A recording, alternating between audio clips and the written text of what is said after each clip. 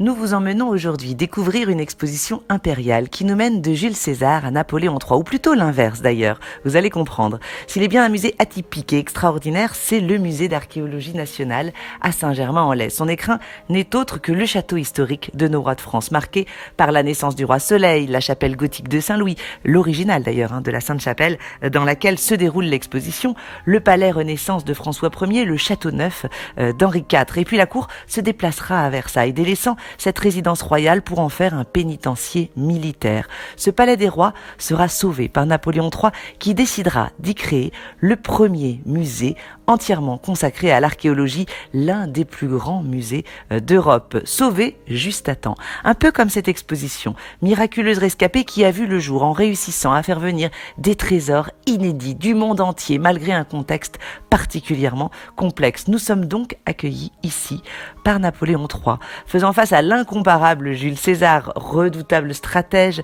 fin conquérant, réformateur visionnaire, un modèle pour celui qui rêvait d'être son successeur moderne, en quête de gloire après sa prise de pouvoir par un coup d'État le 2 décembre 1851.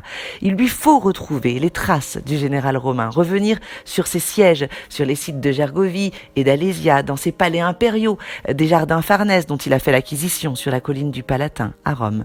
Pour ce faire, l'empereur déploie un dispositif impressionnant, mobilisant militaires, archivistes, enseignants, hommes d'église, cartographes, photographes, scientifiques de tous bords, pour se lancer dans une conquête inédite, celle de l'histoire de l'Europe. Et nous le suivons, lui et ses équipes d'experts, dans la découverte d'une antiquité enfouie et passionnante. Vous l'aurez compris, pour Napoléon III, l'archéologie est loin d'être un simple hobby, c'est une véritable obsession.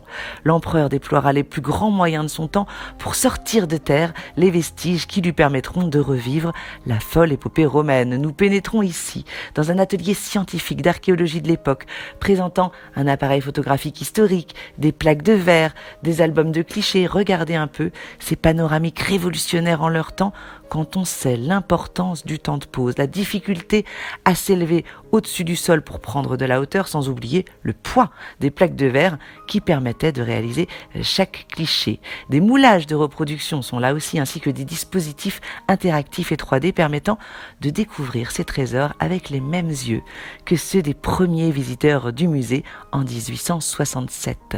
Réécrire l'histoire, c'est un véritable enjeu politique qui se joue ici pour cet empereur qui rédige sa célèbre Histoire de Jules César, dont il lèguera les 2 premiers tomes au musée lors de son inauguration le 12 mai 1867. Alors au-delà du caractère extraordinaire des trésors présentés ici, comme ces plaques de verre rétroéclairées ou ces maquettes qui semblent à peine sorties de l'atelier malgré leurs presque 200 ans, nous ressentons à notre tour l'engouement qui a pu saisir l'empereur et son peuple pour cette nouvelle discipline, celle de l'archéologie au Second Empire, ici à Saint-Germain-en-Laye.